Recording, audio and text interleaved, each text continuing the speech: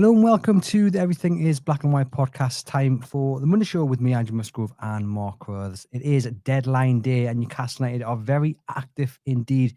And thankfully, long drawn out transfer sagas that we've had to put up with all summer look to be coming to an end. And I would say a positive end. First things first, Mark, welcome back to the show. Are you keeping you well? I'm good. Yeah, an exciting opening to transfer deadline day, as we'd hope for. As you say, some clarification over some sagas. I think they'll be firmly classed as, and a couple of surprise moves as well. Yes, plenty to talk about. But we're going to start just ever so briefly about Newcastle's draw at Ellen Road on Saturday evening, 0-0. Fair to say there's not actually too much to talk about because it wasn't a game that'll live long in the memory. But we do have to start with the changes to the side because obviously Newcastle were without Anthony Gordon, they were without Joe Linton, and many people just expected like for like changes. Willis Sula to come in and then Lewis Miley to pop back into the starting 11. As it was, Eddie Howe made 4 changes and actually went with 5 at the back, which has left a few people scratching their heads. What did you make of the team? Yeah, I mean, what I will say firstly, I think any point away from home in the Premier League is a good point, and I think that was shown yesterday by Manchester City going to Brighton, enjoying the better of the game for large parts and coming away with nothing. So firstly, I think the result is a good result, getting a draw, keeping a clean sheet. The formation change, the system change was a surprise, but I think what we're seeing now is that Eddie Howe knows he has a squad that can work in a number of ways. It's not just going to be the usual sort of 4-3-3 formation that he has used for large parts of the last 18 months.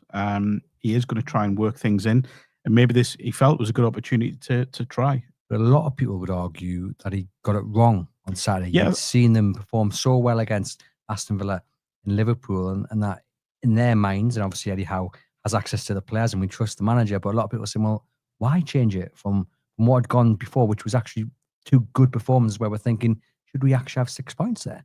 Yeah, and I think you can say he got it wrong if Newcastle got beat on Saturday. But again, I'll say they got a good point. So the formation, system, the personnel change has done the job Eddie Howe would have wanted. So I get it, 100% get it. But I also saw people saying, going to a newly promoted club, you should be going to command the game and take control.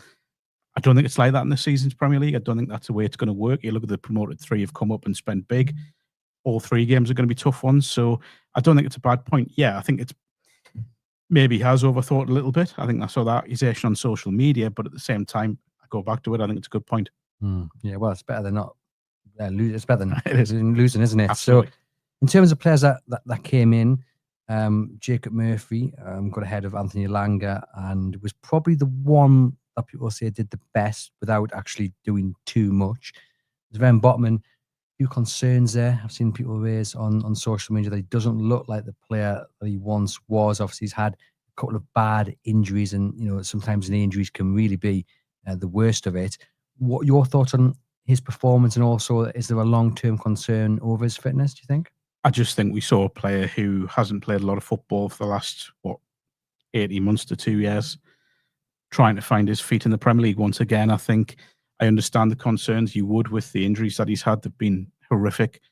But I think given time, given patience, which he can now with the options at centre-back, he'll find his way back into the end of the side and will hopefully become the player that we know that he is, because when he first came into the club, when he first started playing regularly, he was as good as there was, and probably as good as we've seen at Newcastle for a long time. But the good thing is, as I say, with the other options at the back, with Dan Burn, with Fabian Schär, with Malik Thiaw, he's still got Jamal Lascelles there as well for now. So there are options to give him time to find his feet once again. And when he came back into the side, that kind of League Cup semi-final against Arsenal, he was absolutely crucial, wasn't he? So, yeah. We've seen the very best of him, and hopefully he is just working back to his best, because we know the ability he's got, and it would be such a shame to see man's career, a bit like Florian Lejeune, ruined by injuries, similar injuries as well. We had Jacob Ramsey make his first start for Newcastle United. What did you make of his role? Some really positive moments. I think we saw exactly what he's going to offer, that drive from midfield, that energy that he offers in midfield. I think you see a player that can play a number of different positions. He looked dangerous when he filed out wide.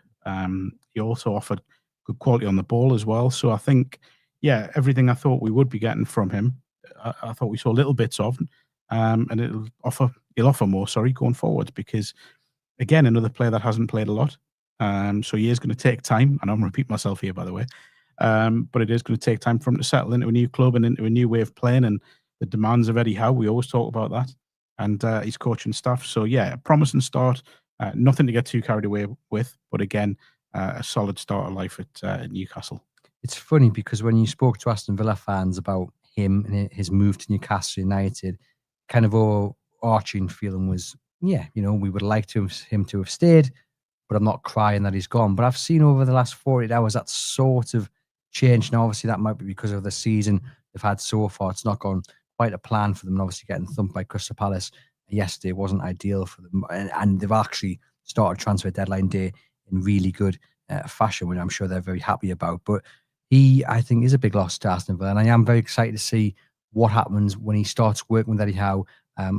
Gets to work with Eddie Howe for a bit longer, a few more training sessions. I think we've got a real good player there. Yeah, we know that what Eddie can do for players. We've seen it in the past. We could reel off 10 probably now that he's made one that we'll probably talk about at length later as well, by the way. But yeah, he's going to have a positive impact on players. We know what he does. We know it was really interesting hearing a number of the new signings talk about the impact Eddie had made during talks when he got involved, about the in-depth nature of the talks. I think Sandro Tonali said it as well recently in an interview, that when he spoke to the manager, he knew that Eddie Howe had obviously taken great time to look into what his game can offer, what way he can improve, how he can improve him. And I think that's what we'll see with Ramsey. I think it might not happen straight away. It may take time, but I think eventually the little percentages will be added to his game and he'll become a real top player, because he's got all the ability there. He seems to have a really good attitude, really professional. And if he can get a run in the side, which I know, we know where Newcastle's strength is, it's in midfield, but if he can get a run in the side and he can get consistent game time, I think he'll become a really important player. Who had 8 minutes on their bingo card to mention the next man? Lewis Miley came on. That wasn't the man I thought you were going to say. No, okay. We'll go Lewis Miley, your favourite man to mention on this podcast.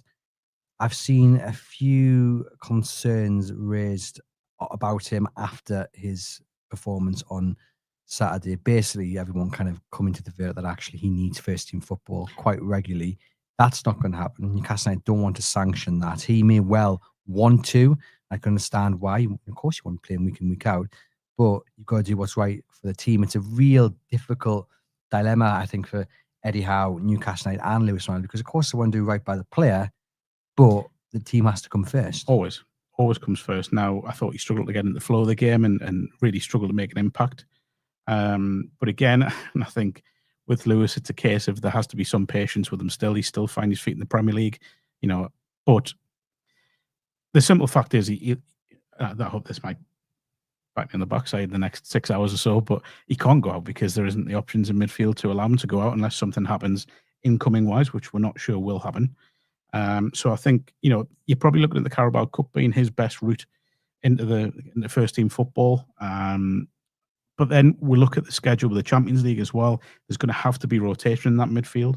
We can't rely on Bruno Guimaraes, Sandro Tonali, Joe Linton to carry the side in every game. So, Jacob Ramsey and Lewis Miley will have game time ahead of them. But is that enough for Miley to advance and to develop, relying on those cup games? I mean, Newcastle could get knocked out against Bradford City. We just don't know. And I get what you're saying about rotation.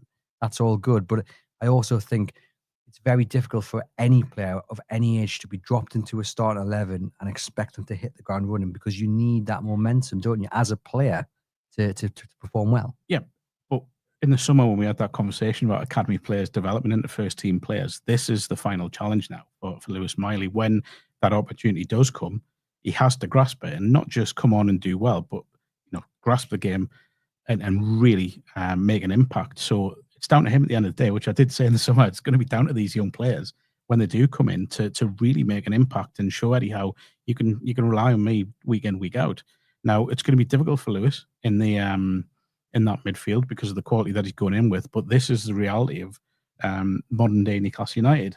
How do you think the conversation will go between him and Eddie Howe? Let's say, hypothetically, Lewis has knocked on the door this morning and gone, look, Gaffer, I need to be playing week in, week out. Eddie's gone, I understand that. I want you in and around the, you are in and around the first team. I want you to stop you with the first team, training day in, day out with these top class players. And that's how you develop.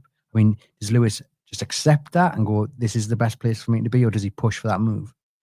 I think there will be absolute clarity between manager and player over how things are going to work. So I know it's a hypothetical conversation, but I don't think in reality that conversation is even taking place. I think manager and player will be fully aware of where Lewis Miley's at right now.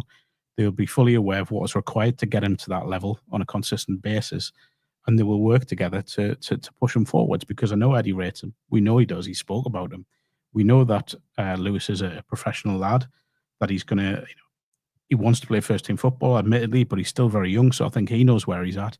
So it's just a case of seeing how the next 6 months come.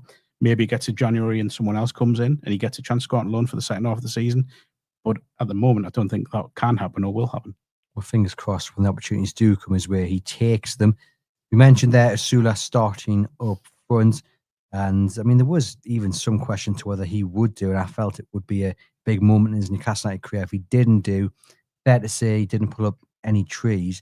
And now he's been linked with a £30 million move to Frankfurt. More on that in a moment. But just on his performance against Leeds on Saturday. I don't think we learned anything about Willis Sula that we didn't already learn. Not quite at Premier League standard yet. Would be a stopgap. I think there was a couple of chances he had where one he scuffed from about 12 yards out. That showed a nervousness in front of goal that you can't have in the Premier League. There needs to be, go back to the word clarity. There needs to be, clarity and focus in front of goal. We didn't see that from him.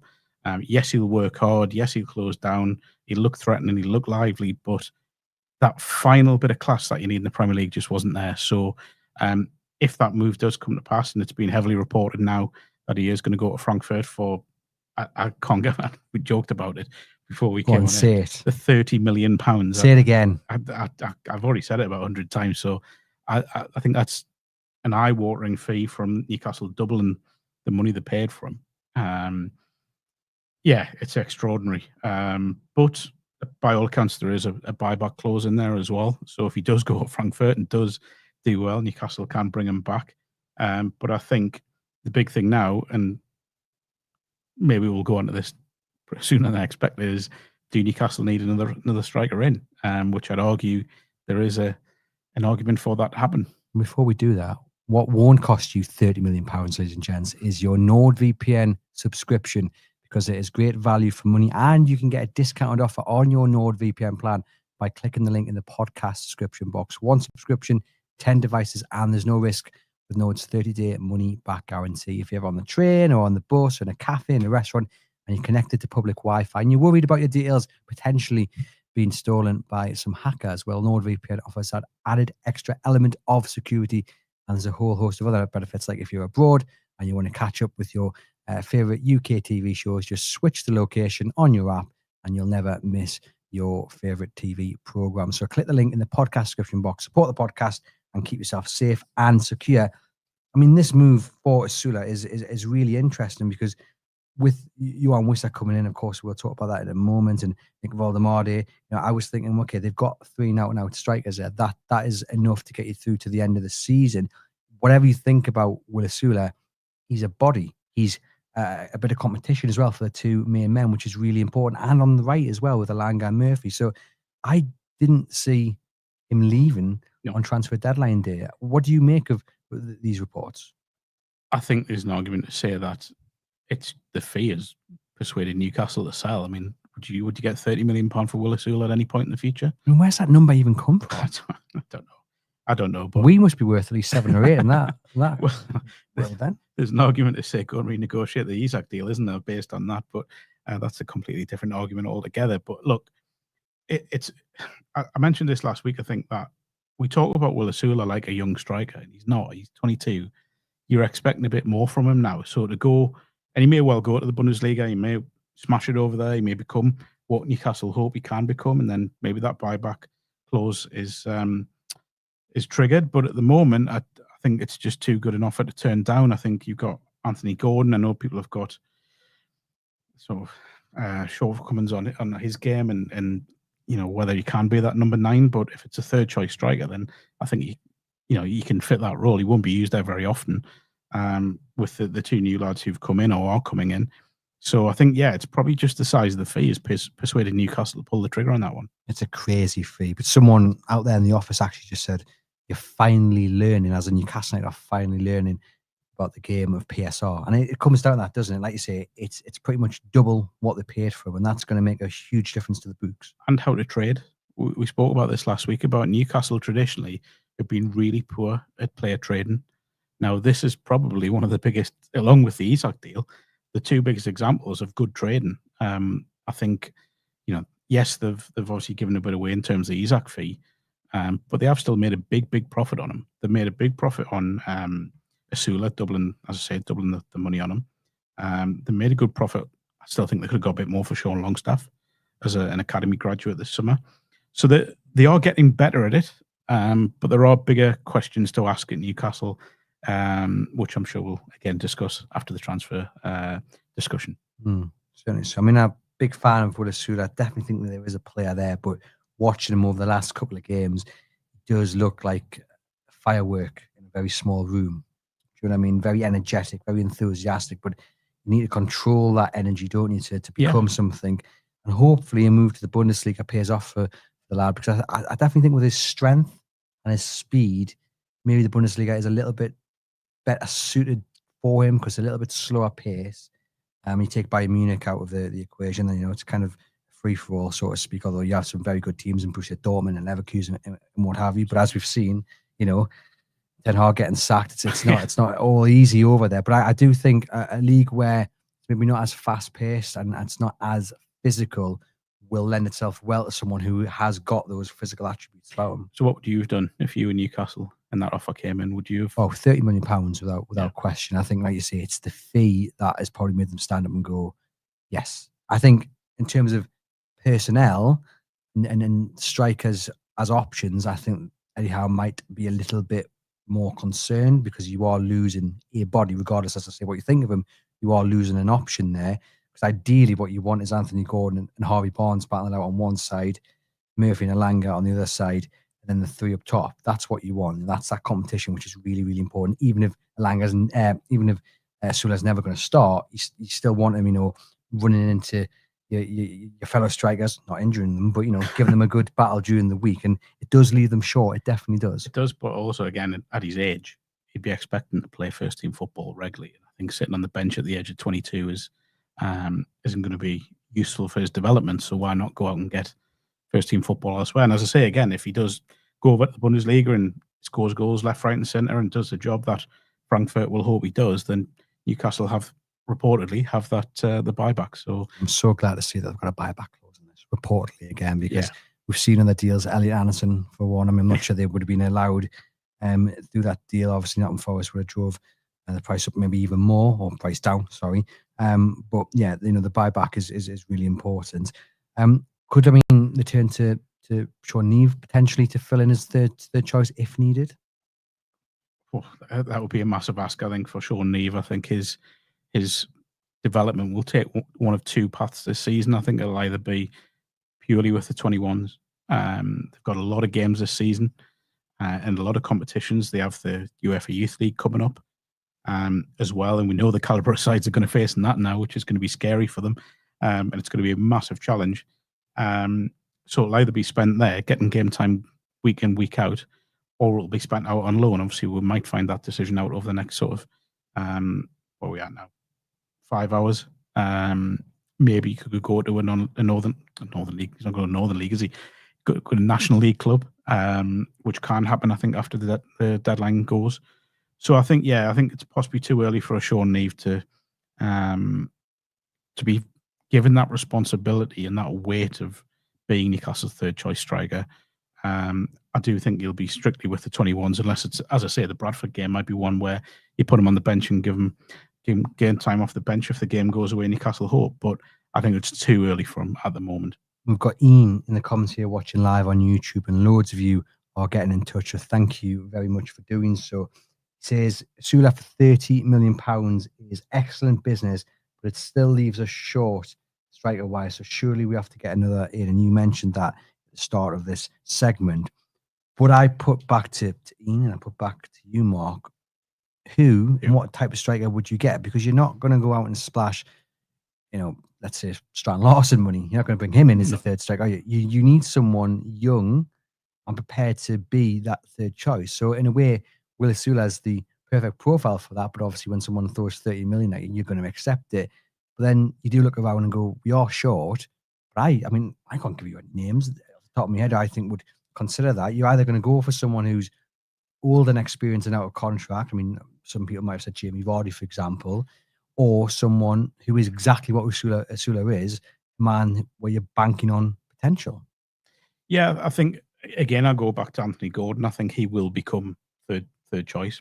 Obviously, probably first choice on the left-hand side of attack, but also at the same time, your sort of third choice striker in emergencies. I think that's what they'll do until January. And I know people don't want to hear that. I think they will maybe just kick the can down the road until January and see what's available then. And Gordon will become that emergency option if something happens with the new parent. So I think it's unless something cropped up in the final hours of the window, maybe a loan deal might crop up. There's been a little bit of talk of that, but I certainly can't think of anyone that springs to mind straight away. But there is that option with Gordon. So yeah, no striker incoming as far as we're aware, aside from Yuan Vissa, but there are enough hours in the day for that to change. Let us know in the comments your thoughts. But I've just seen actually a really intriguing comment there, which might push the need for another striker to come in on top of Vissa, is the fact that he will be missing for the AFCON. Starts in the middle of December, actually. So, actually he'll miss that busy Christmas period as well. Does that kind of accelerate the needs that if you're going to sell Willis Sula, you actually do need to go out and get someone to replace him? Yeah, absolutely. And the AFCON is, as you say, it's going to take up a chunk of that festive period, isn't it? And into the new year. So it's either a case of Newcastle have to get to January and have something day one of the window ready to come in, or do something in the next, say, 5 hours, which I think is unlikely. So, but you'd hope they considered it. But again, I think it goes back to the fee. I think they've just felt, look, we can't wait. We have to agree to this because the fee is incredible. I'm not sure at any point in the future you would get that money for Willis Sula as much as people do like him. I 100% get we need a body in. They need it now. But I just think, again, it'll go back to Gordon being that backup option. Shows you how crazy the market is. And don't worry, ladies and gents, we are going to discuss in depth Yoanne Vissa's price tag, amongst other things. But just going back to the Leeds game and they had 2 shots on target.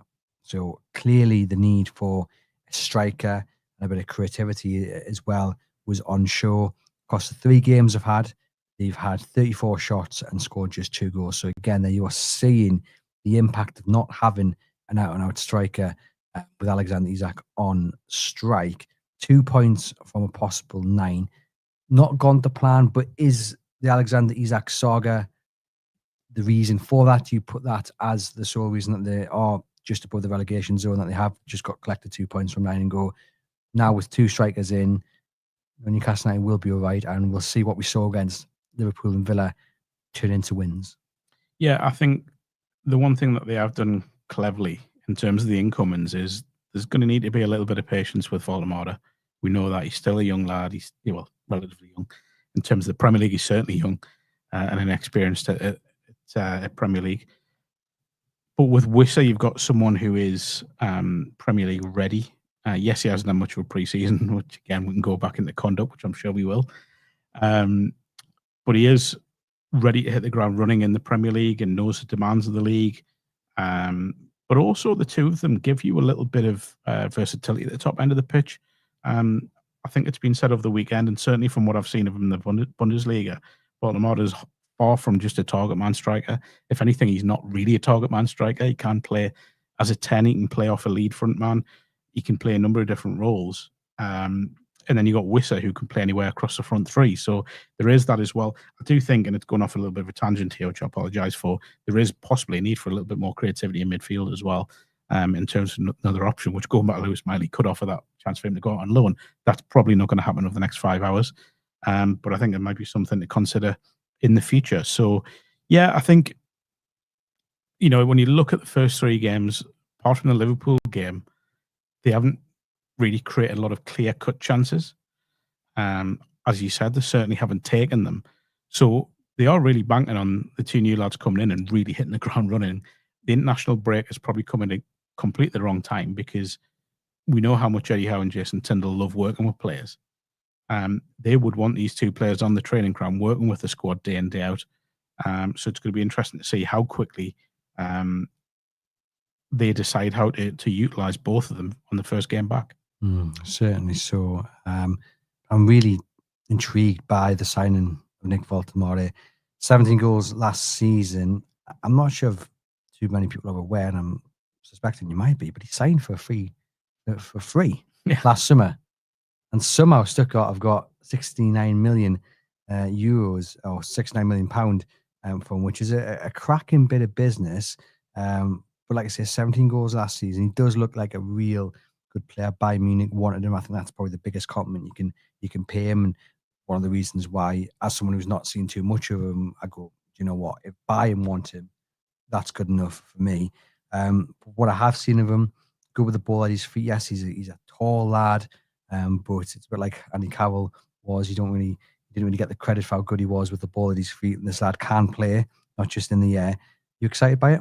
Yeah, and do you know what I'm excited by most is how excited Eddie Howe was over it when he spoke about it. And he's pretty much press conference, admittedly limited what he could say at that point on Friday.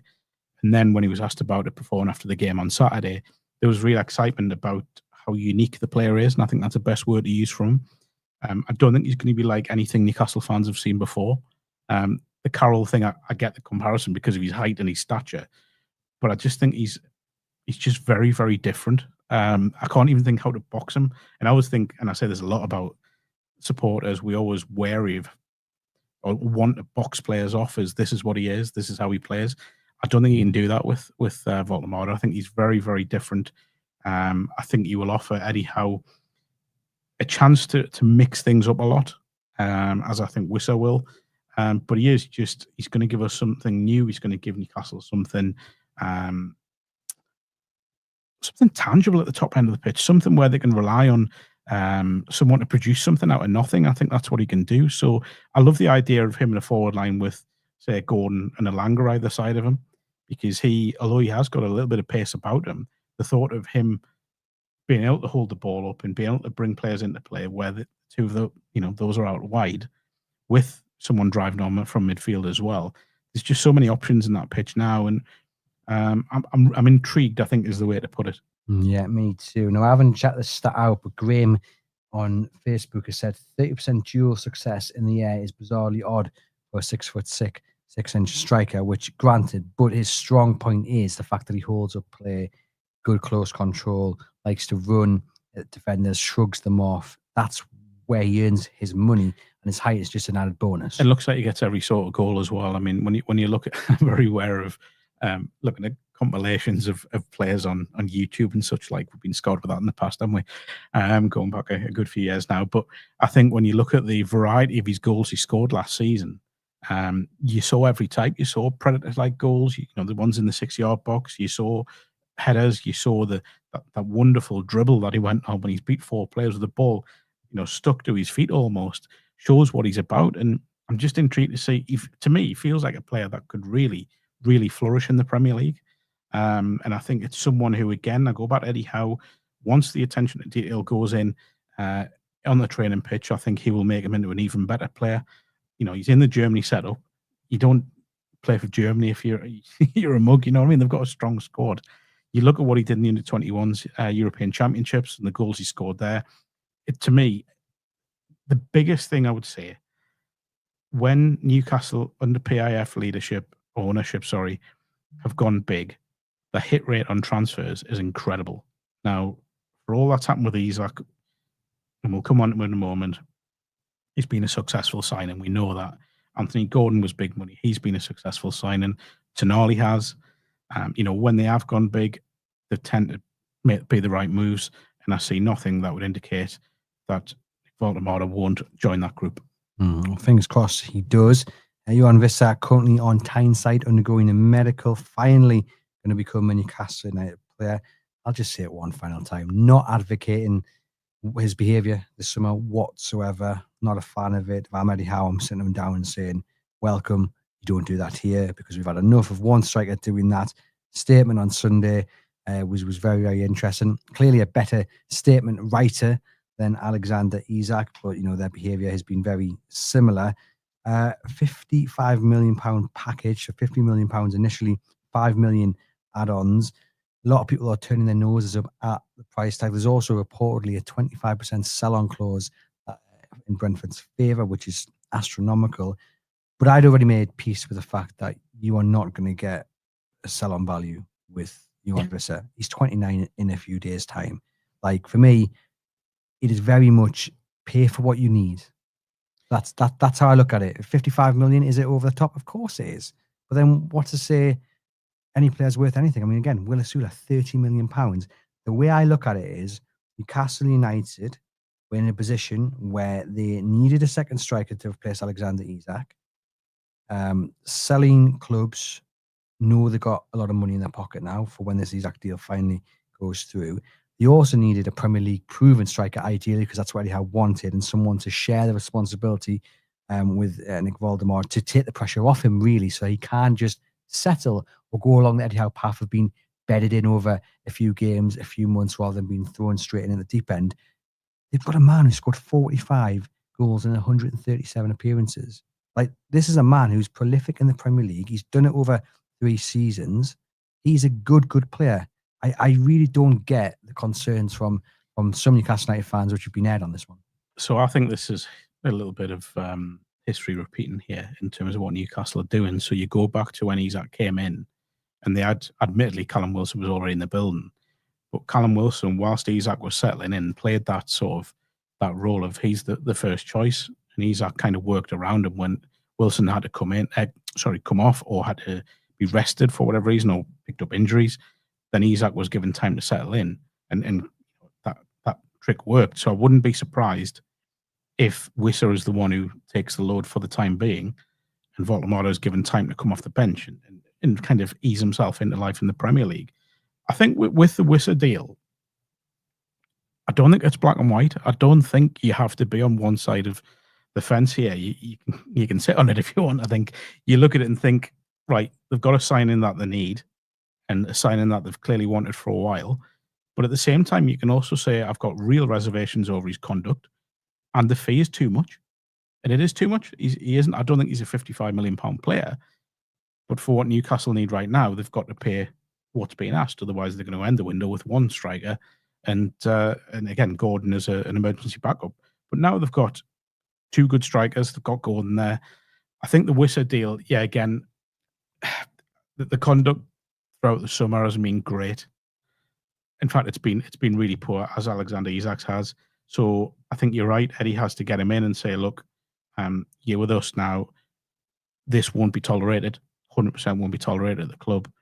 When you look at the dressing room, I'd like to think it was strong enough to deal with that and pull him in line. But we can't. I'm not sure that happens here now. I know the Isak one has, but I feel like it's slightly different situations. But yeah, I think that the fee is over the top, but it's kind of needs must. Well, it's exactly that. It's needs must. And also, the market is so inflated that Newcastle United were always going to have to pay big for a striker. And I just think what they needed, everything that's gone on in the background, Vissa is exactly the player they want. And I've made this point several times across different platforms already today. If he grabs you 15 goals next season and he has a big part in firing Newcastle United into the Champions League, or even if he just scores 7 and one of them is the winner that gets them into the Champions League, that extra 20, 25 million pounds that you've paid on what he's probably worth, you won't be thinking about that because you'd be buying your plane tickets to Bayern Munich or wherever Newcastle United are drawn to. How many times have we been told in recent years that Newcastle have overpaid for players, though? Anthony Gordon was one that was said. When people laughed at Newcastle when they paid what they paid for Anthony Gordon. And I know he's not exactly in the good books at the moment because of what happened against Liverpool, and people are still questioning him. But for me, he's been a successful signing because you look at everything he's become. He's one of the most exciting players, wide players in the Premier League. He's been part of a Newcastle side that have qualified for the Champions League. He's become a player Eddie Howe clearly trusts and believes in. He's become, can we call him an established England national now? He's in he's in pretty much every squad at the moment. So I think, Newcastle being questioned over transfer dealings is never going to go away because we know what's at the club financially and what should be able to be spent rather than what can. And I feel like this will be another one. But you're right. The fee they've had to pay is over the top, but there's reasons behind that. We know there is. And I still think there's a good chance this will become astute's probably not the right word because of the fee, but it will become a sign that could pay off and will have benefits. Worthwhile. Yeah, worthwhile. Yeah, that's a better phrase. Simply because he's plug-in and play. Yeah, which is what Eddie Howe likes. We know that. He likes Premier League ready players. He knows what the demands of the league are. And he also, I just think he fits in stylistically to Newcastle as well. He's a hard worker at the top end of the pitch. Again, I go back to Voldemort where Wissa does get all types of goals. So it's a really interesting signing. But I do think, going back to what I said at the start, you can be on both sides of the fence here. You can think, be wary of what he's done, but at the same time think, yeah, I can see why they've done that. I mean, if Wissa had been in the starting 11 for any of those, especially the first two, Newcastle would have won the games because he's that good. And I think he will just relish playing with someone like Anthony Elanga. We saw the relationship that he had with Brian Mbeumo, and those two were just superb together. I think him and Elanga could have the same relationship, and whether it be Gordon or Barnes on the other side, that could work really well as well. And who's to say that actually what we might see going forward, or in certain games, you might see Wissa leading the line, Voldemort playing as a number 10, and that gives Eddie Howe the chance to just freshen things up, but also that might benefit both of them. So throughout this season, and I think again, what they did on Saturday was an example of this.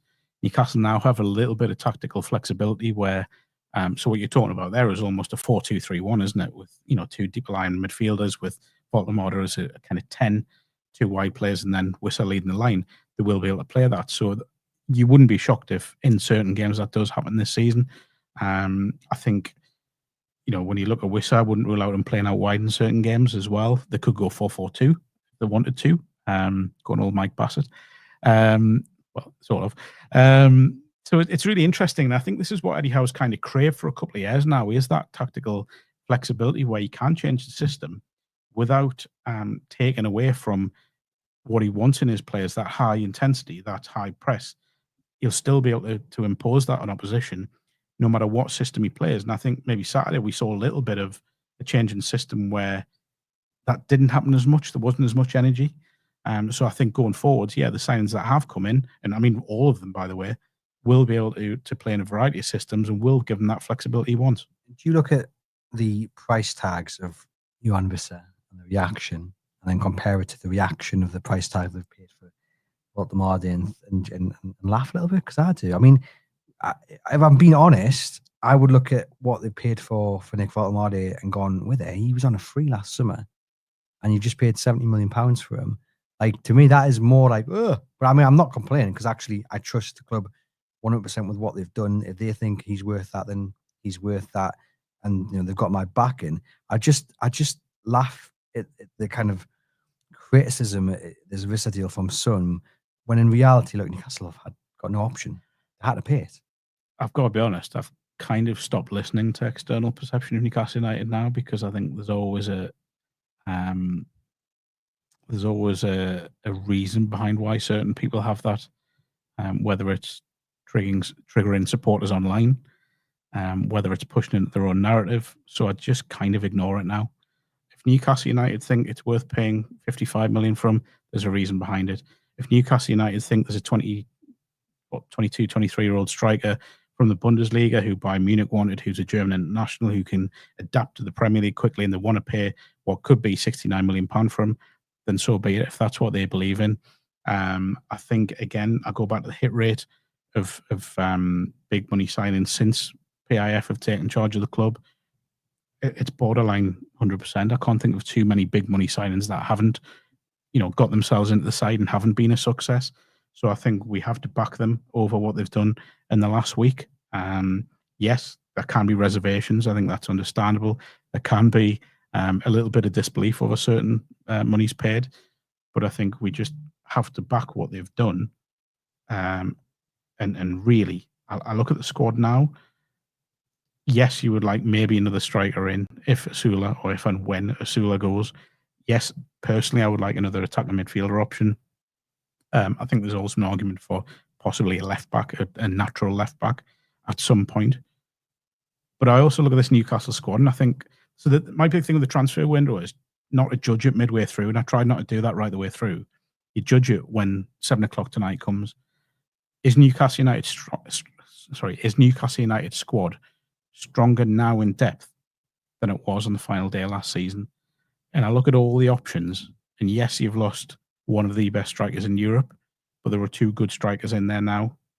There is a real competition on the right-hand side of that front line. There is 2 England goalkeepers to pick from. There is a Serie A centre-backs come in a group of now 5 centre-backs. There is Jacob Ramsey to come in to give even more quality in the middle of midfield. I think Newcastle are emerging from the transfer window stronger than they went into it. I agree. And with a fair bit of bunts in the back pocket as well. Which, now, January is an interesting one because we always throw forward to the next transfer window, don't we? As soon as one finishes. Newcastle traditionally don't like doing business in January, and I get that because we talk about prices being inflated now.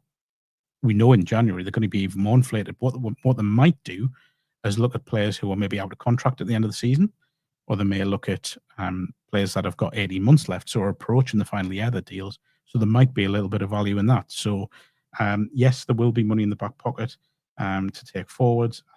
Honestly, I think if something was to crop up in the next few hours they felt they could get done quickly, then they would do it. But I think at the moment it's probably more a case of they'll just hold off, and I think the focus will be more on possible outgoings. Yeah, we've got some comments then here. Philip says 30 million for Sula. Surely we need another attacking centre midfielder on, or even a third striker if he goes out with Wissa going to the AFCON for a month. Sean says, I don't think Wissa is worth it at all at that price. And Rich says that the prices are absolutely bonkers at this moment. Thanks to everyone who is watching live. Roger, Andy, Sean, thank you very much. William, Les, Alan as well. All tuning in. Your support, as always, is much appreciated. Come on, then. Shall we get it out of the way? We've managed to avoid his name. Well, not his name, but talking about this exit for the best part of 45 minutes. Alexander Isak to Liverpool. It's going to get done. £130 million, made up of £125 million plus solidarity. You want to explain that one? It was a loyalty payment, wasn't it? So essentially that's come from Alexander Isak, we believe, is that he was owed a loyalty bonus effectively, and the reports suggest that he is given that up to make the whole package £130 million. Now, a lot of people have questioned whether this is Newcastle United being weak, because throughout the entirety of the summer it was he's not for sale, and if you indeed want to have any type of conversation about buying him, it's £150 million. The phone does not get picked up. Transfer deadline day, 1 a.m. in the morning, deal is done for 125 plus a little bit to take it up to 130. Question of Newcastle United looking weak, I don't subscribe to at all. I think what they've done is they've looked at all options. They tried last Monday to get him to stop for an extra 12 months with a fixed release clause next summer, which meant he could have gone. He knew the price, the club knew the price. It would have got leaked to potential buyers. Everybody would have been happy. He would have hopefully got his head screwed back on, focused, had a good season, got the World Cup, and then got his big money move. Everyone is a winner. He made it clear he had no intention of coming back into the squad, back into the starting 11. So I think then what has happened, they've gone, right, he's very adamant. Why should we waste our time? You know, if he stays past this deadline, he does not want to play for Newcastle United. So it's going to take the best part of 2-3 months before you even get him back into first team training realistically. And even then, he could very well just disrupt things. Do you really want that on your card, Eddie? And that he's gone, in my opinion, no thanks. And then they've come to the realization that actually selling them is the best thing for everyone. Club get a bit of money. Isak gets that move, and you just get that bad feeling, that bad vibe out of the door, that distraction, puts an end to the saga, and Newcastle United can replace him and also then look forward to either January all the summer, knowing that PSR is a little bit easier to navigate. So if he was reintegrated into the squad, let's just say, I don't know, dream scenario, he comes back in, he signs this new improved contract with this release clause. All of the talk for the next 12 months or 6 months even, or ongoing, would be Liverpool still want him, this club are watching him, they're going to trigger this release clause. Is he happy though, really? That's all it would be, week in, week out. In Newcastle United, if they're going to be successful and they're going to move on and build on what was a brilliant season last season, it would still be clouded by Alexander Isak's future. And that's not a healthy position for any club to be in. I think now, and I've heard people say online, well, what happens if Bruno agitates for a move? What happens if Sandro Tonali agitates for a move? I think you've got to look at it on a case-by-case basis. I think with Isak, there's always been slight reservations. He's very quiet. He's not like a Bruno who, I think we spoke about him last week, didn't we? About what his personality is like. You never really got that from Isak as such. I never felt as if he fell in love with the club like Bruno has. Like I think Tonali has with the area as well, by the way. There was always something different about Isak where there was a kind of reserved, he reserved his feelings on the club. He didn't really put them out there. So I just feel as if no matter what happened, if Newcastle had said, look, stay for another 12 months, it would have just been ongoing and we don't need that distraction. And where's the motivation from as well? Because he knows in 12 months, regardless of what's going to happen, he's going to get a big money move. So he's probably thinking, well, I can bang in 7-8 goals, but I'm not really going to have to push myself too much to get that move. Yeah, I think it's the right decision. And yes, we would have liked 150 million pounds. And when you're talking about 55 for Vissa or 30 million for Sula, then I can totally see kind of complaints that why have Liverpool been able to get him for 20 million pound less? But I think it goes back to the situation they find themselves in. I can also kind of understand the argument that actually, if this was always on the cards, and to be quite clear, I don't think it was always Newcastle's intention to sell him on deadline day. I think they went into that meeting on Monday with the hope that they could persuade him to stop. And when he made his feelings clear, when he reiterated his status, that's when things changed and they've gone, do you know what? You don't want to be here. We've tried our best. I don't think that's when the click of the fingers went and they went, let's just get the best price for him possible. I think he is worth 150 million pounds. I think he'll be great for Liverpool. I think the team they've got is unbelievable. They've also, by the way, got very high ceilings at Anfield. All of Klopp's complaints, haven't they? And look, Newcastle United have just got to make sure they reinvest that. But Eddie Howe has built a side on a foundation of players who want to be here, who embrace everything about this club. You've mentioned Bruno, then obviously you've got Dan Burn and what have you. It's not just about Alexander Isak's application and attitude. It's also about how those players welcome him back into the squad. And to be quite honest, and I said this last week, I don't think that would have been an easy journey. I think there would have been more players than we're led to believe really not happy with the way he's acted, because a lot of them, not just the Geordie lads, but as we mentioned, Bruno Tonali, they play for that badge. Like it's the last thing they're going to do. And Isak has insulted that, and good riddance to him. Like, just get out of the club. You don't want to be here. This club is bigger than you, bigger than any player. You've insulted the fan base. You've insulted the badge. You've insulted Eddie Howe. Go on, take your 30 pieces of silver and head down to the Northwest as far as I'm concerned. So the strength of this Newcastle United squad, this Newcastle United as a club, is that everyone's in it together.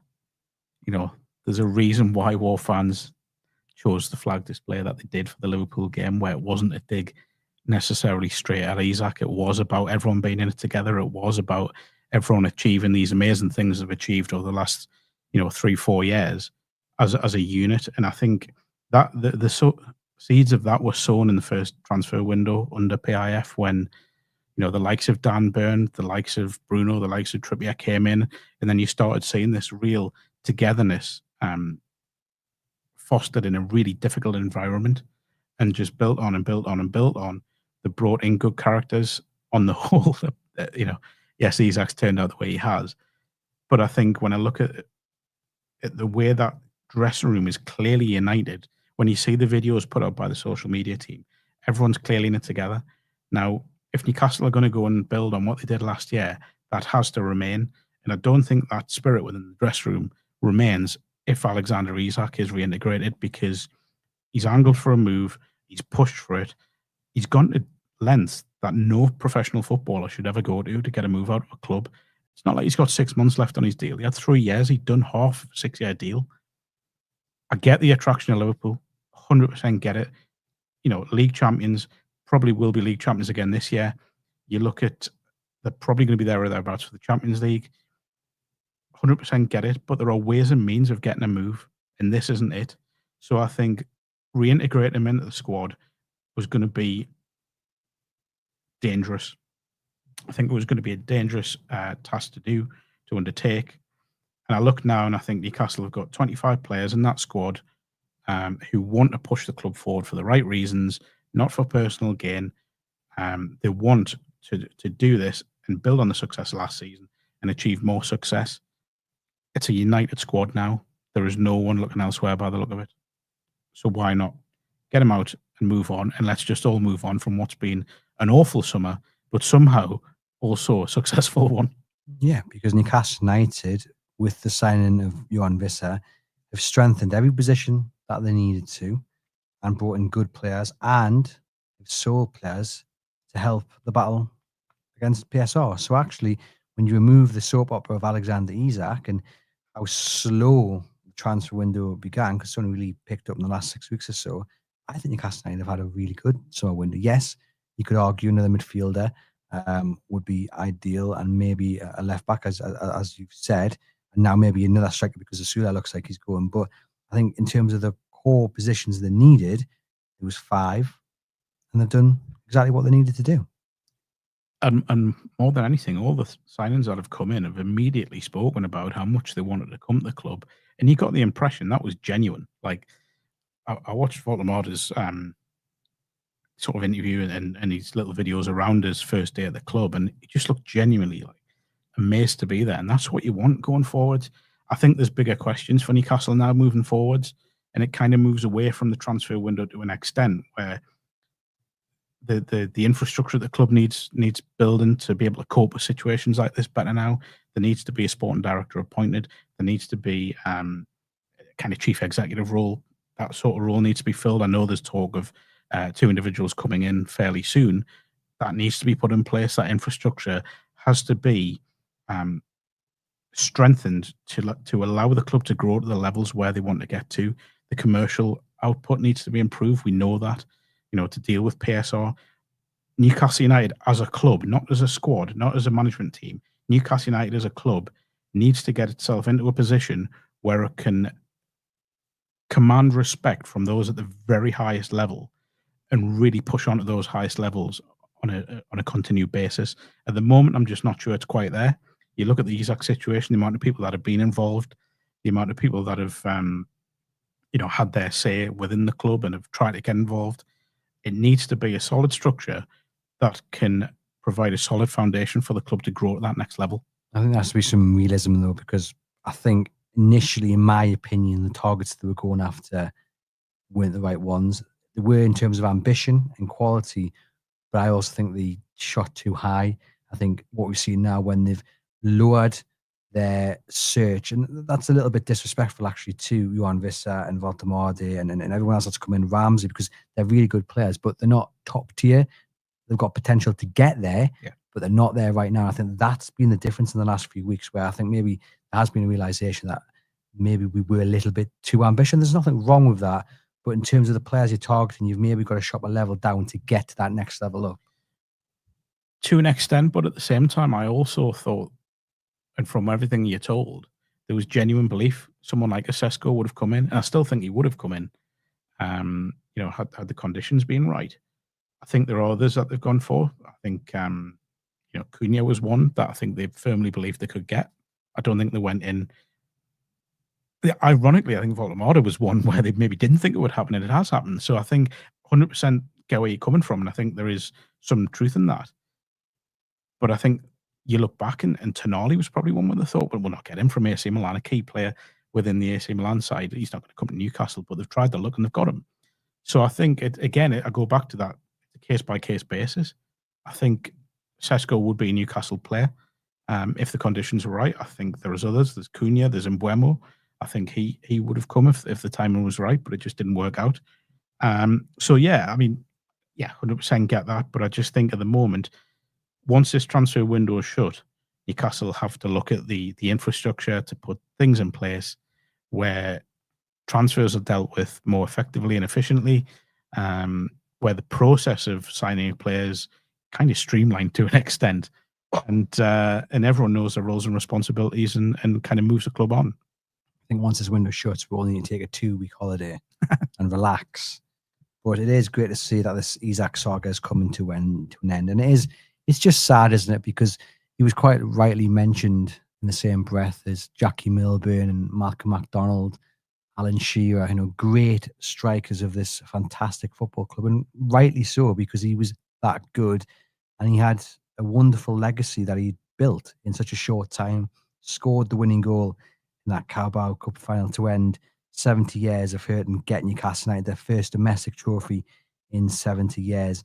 And his exit was always inevitable, but it should have come on amicable terms. He should have been lining up in the red of Liverpool with his Newcastle United legacy intact, with the best wishes through gritted teeth of the Newcastle United fans.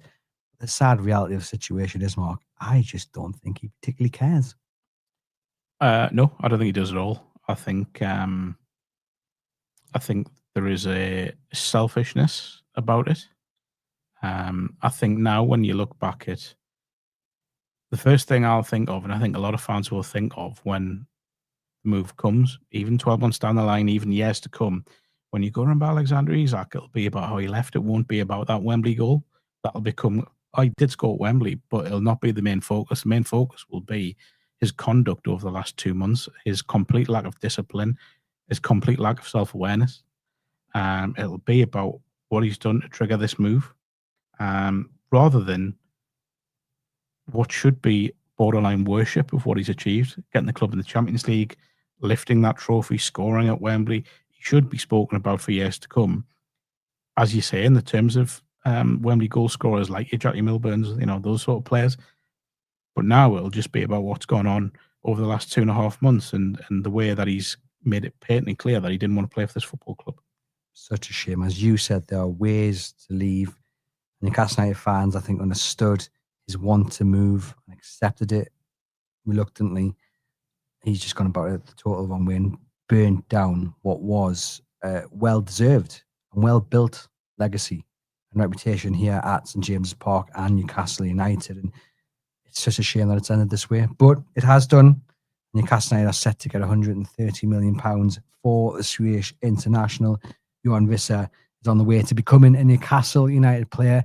Thank you very much to everyone who's tuned in. Your support, as always, is much appreciated. If you're watching later on YouTube, do get into the comments and I will get back to you. If you're listening later on the audio-only platform, thank you. As always, do leave us a rating and review. Remember, click your link in the podcast description box for a discount offer on your NORD VPN plan.